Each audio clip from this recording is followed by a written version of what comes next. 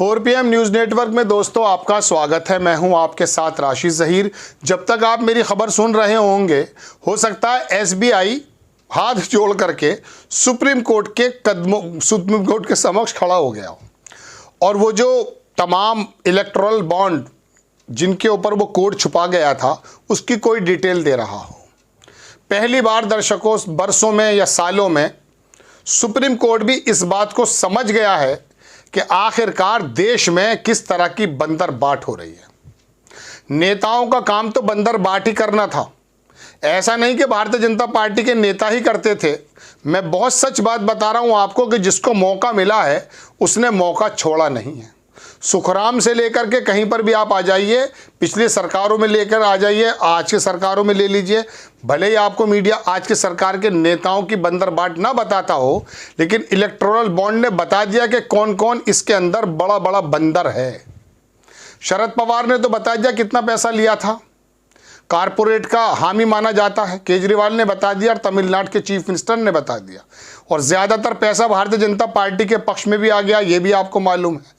और अब धीरे धीरे ये भी आपको पता चल गया किसी हद तक कि किस किस पर जो है रेड डाली गई है, किस किस पर एक्सटॉर्शन हुआ है, किस किस ने हाथ जोड़ करके पैसा दिया है। छोड़ दीजिए इस बात को।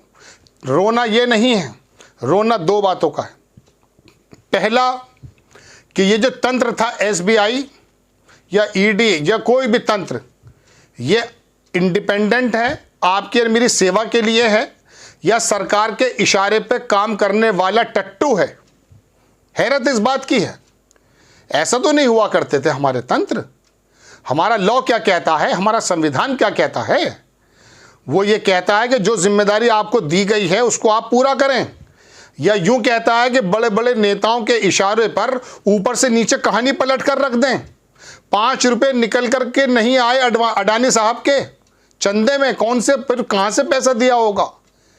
ऐसा संभव है कि जो आदमी नरेंद्र मोदी जी को, प्रधानमंत्री जी को घूमने के लिए हेलीकॉप्टर या जहाज दे रहा है, 1500 रुपए का भी नहीं ले पाए, 500 का तो नहीं होता, खैर 1000 रुपए का भी बॉन्ड नहीं ले पाए। हैरत की बात है ना। तो खेल कौन सा खेला जा रहा है? लेकिन बहरहाल सुप्रीम कोर्ट बहुत ज़माने बाद, मैं आपको बता रहा हूँ, विपक्ष के साथ, विपक्ष की उस सच्चाई के साथ खड़ा है। मैं विपक्ष के तमाम नेताओं से मुत्तफिक नहीं हूँ। कभी आप ये सोचें कि वो बहुत अच्छे फरिश्ते लोग हैं, नहीं। उनका जब मौका मिला है अपने एतबार से उन्होंने भी नहीं छोड़ा है। लेकिन कम से कम इतना ज़रूर था कि आटे में नमक खाते थे या आटे में 25% खाते थे, नफरतों को बांट कर नहीं खाते थे। इन सरकारों पे तो आरोप ये लग रहे हैं कि खाया भी है और नफरतें भी फैलाई हैं। और उस पर सबसे बड़ा जो इनका अचीवमेंट है वो ये है कि आप में और मेरे में से एक ऐसा वर्ग तैयार कर दिया कि इस बड़ी चोरी को भी, इस बड़े घोटाले को भी, जिसको राजनीति का सबसे बड़ा घोटाला कहा जा रहा है, उस घोटाले होने के बावजूद भी आप में और मुझ में से एक वर्ग ऐसा है जिसको कोई फर्क ही नहीं पड़ रहा है। मैंने 5 दिन पहले कहा था कि जब राम मंदिर के चंदे में पैसा खा गए, इस पर आप में से एक वर्ग को कोई परेशानी नहीं हुई। आप यकीन मानिए 16-17 हज़ार करोड़ रुपए की बात नहीं है। एक डाटा के अनुसार तो 55-60 हज़ार करोड़ रुपया 2019 के चुनाव में खर्च हुआ है। ऊपर को जो पैसा है, मैंने कहा था हाथी की पूंछ का एक बाल वो हाथ में आया है। जो यूट्यूबर्स और जो कुछ लोग इंडिपेंडेंट पत्रकारिता कर रहे हैं वो आपको बता रहे हैं, असल में तो कुछ और ही घोटाला है। लेकिन घोटाला 15-16 हज़ार करोड़ रुपए का हो या 15-16 लाख करोड़ रुपए का हो, हिंडनबर्ग जैसा घोटाला जो आरोप लगे, जो अमेरिका में दोबारा फाइलें खुल रही हैं, उसके बारे में आप लोग शांत होकर, आप में से एक वर्ग शांत हो गया। क्योंकि होता यूं है कि अगर अपना बंदा चोर है तो उसकी चोरी पर पर्दा डाल देंगे, और दूसरे बंदा का अगर गलत मैली निगाह भी है तो उसको चोर साबित कर देंगे।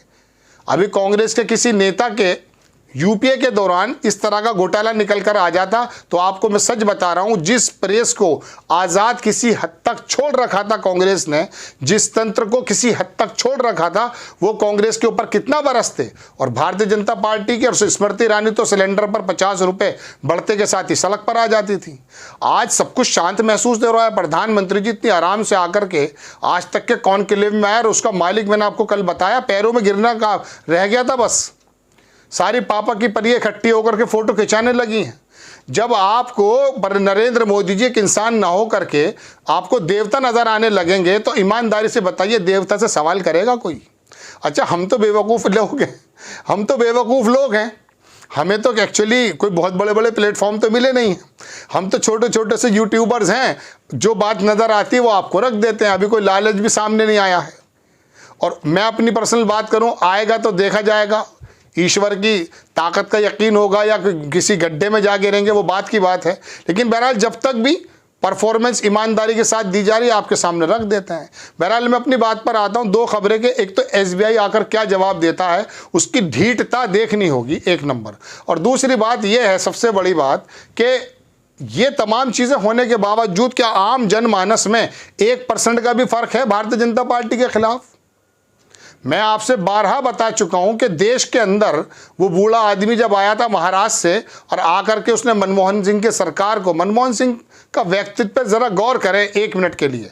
मेरी बातचीत के दौरान उनको स्मरण कीजिए। आप सोचिए उस आदमी की पर्सनैलिटी, उस आदमी की काबिलियत, उस आदमी की सौम्यता कोई उसके आसपास भी आ सकता है?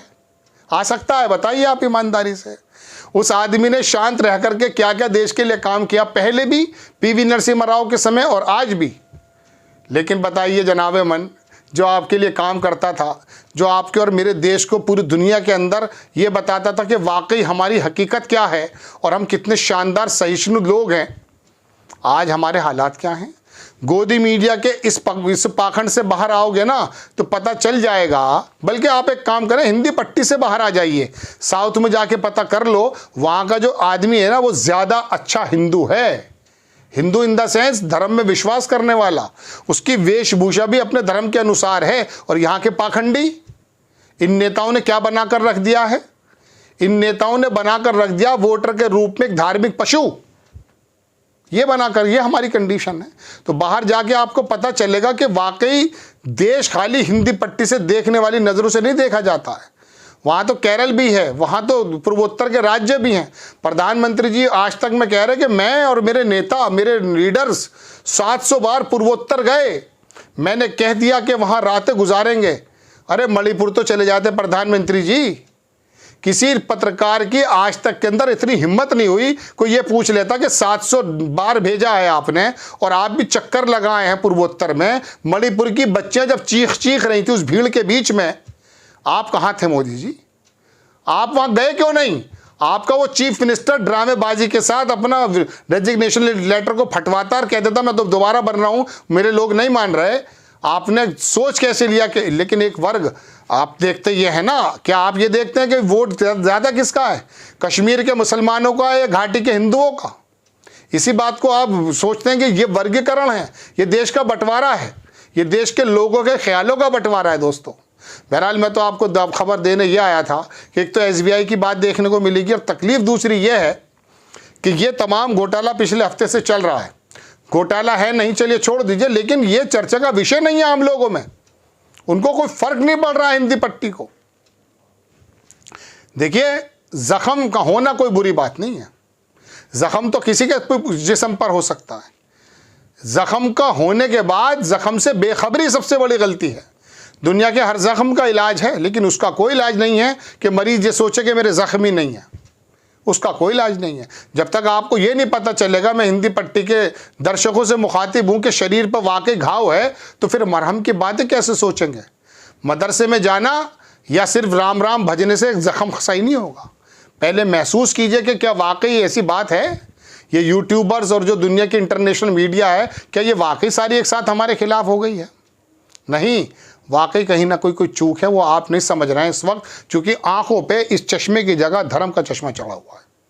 आपको खबर कैसी लगी अपनी राय कमेंट्स बॉक्स में ज़रूर दीजिएगा। चैनल को सब्सक्राइब कीजिएगा, शेयर कीजिएगा। नेक्स्ट टाइम मैं किसी खबर के साथ हाजिर हो जाता हूँ। जय हिंद।